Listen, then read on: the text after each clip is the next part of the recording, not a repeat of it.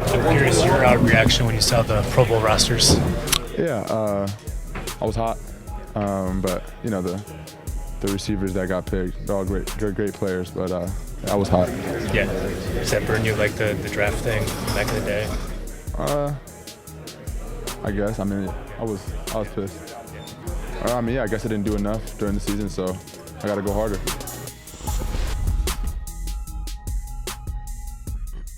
Amon-Ra St. Brown apparently didn't show us something, at least enough something, during the season. It's a combination. It's a combination of fans, coaches, players, and, hey, there's going to be snubs. I don't get too worked up about that anymore. I know some guys have incentives in their contracts, and it's a point of pride, but they don't even play the game anymore. As we said for years, they shouldn't do. It still feels weird to announce these teams when you know they're just going to go play dodgeball or tug of war or obstacle course or flag football, whatever they're going to do. But you know what? They're going to keep doing it because they put it on TV and people watched it. So he does have 8 100-yard receiving games. He's tied with CeeDee Lamb and Tyreek Hill for the most in the NFL. You could make the case for Amon-Ra St. Brown to be a Pro Bowler. He didn't make it. All right, Week 18, Peter. Show me something draft. You are up, sir.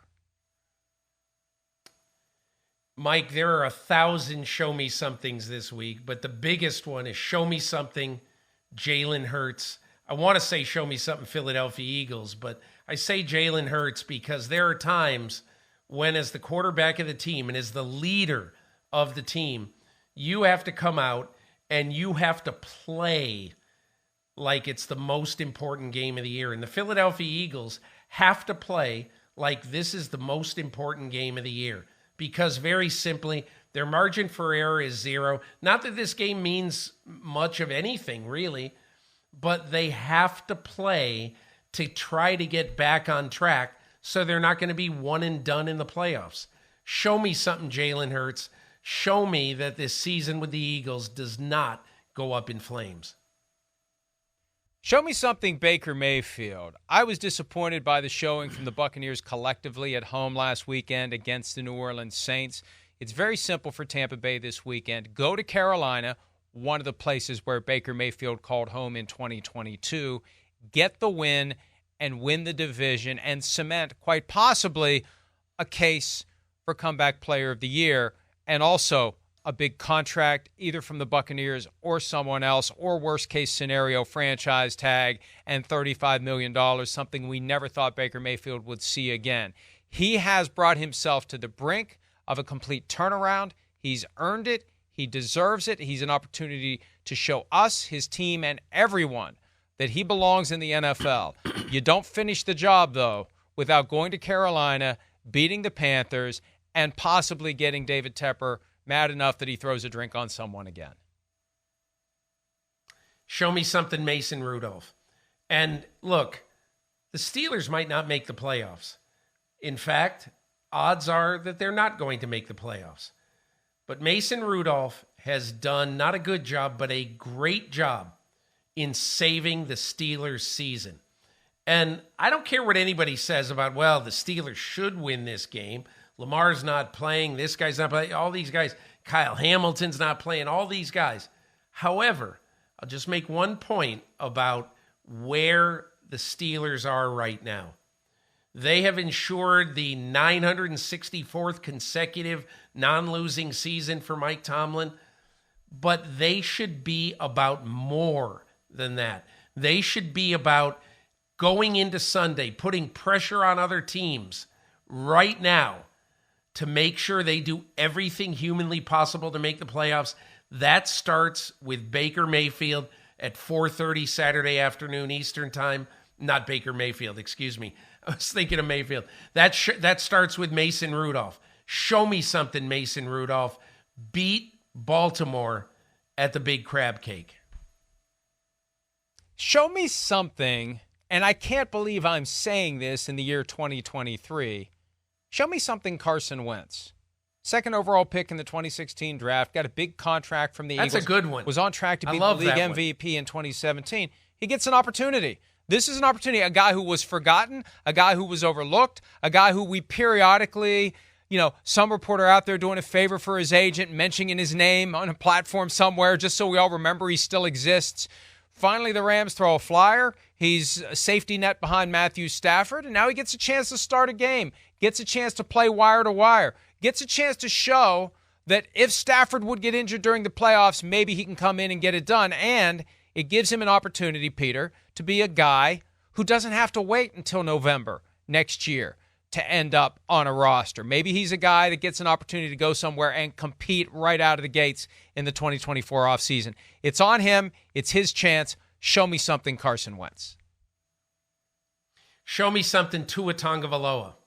Now, Mike, just in case you don't know, there's a little bit of a difference on Wild Card Weekend between hosting, let's say, the Indianapolis Colts, and between traveling to Arrowhead Stadium and playing in a nice toasty 8-degree Kansas City environs.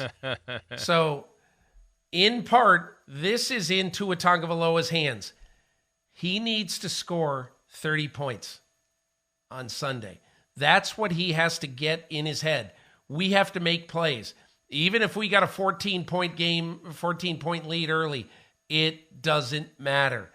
This game, in my opinion, is a classic situation of take the over. And I'm a guy who detests sports gambling.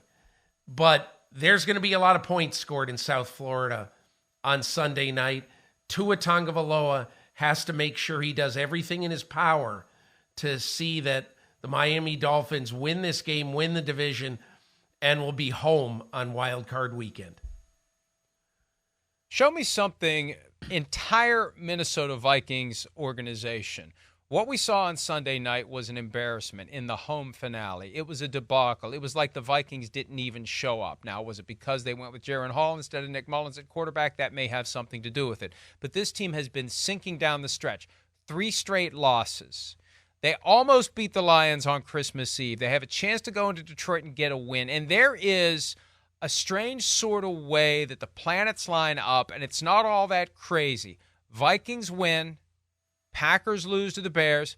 Not crazy. Seahawks lose to the Cardinals, based on the way the Cardinals and the Seahawks played last weekend. Not crazy. Saints lose to the Falcons.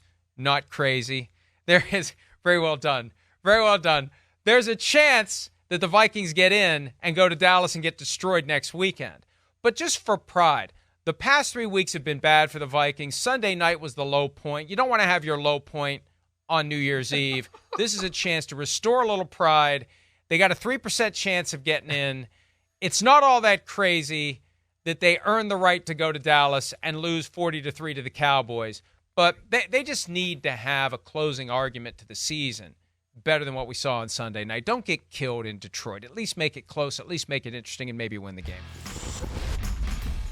Well, since it's the last week of the regular season, we got a bonus round for Show Me Something. Peter, who you got? Show me something, Trevor Lawrence. Look, we don't even know if he's going to play, for sure.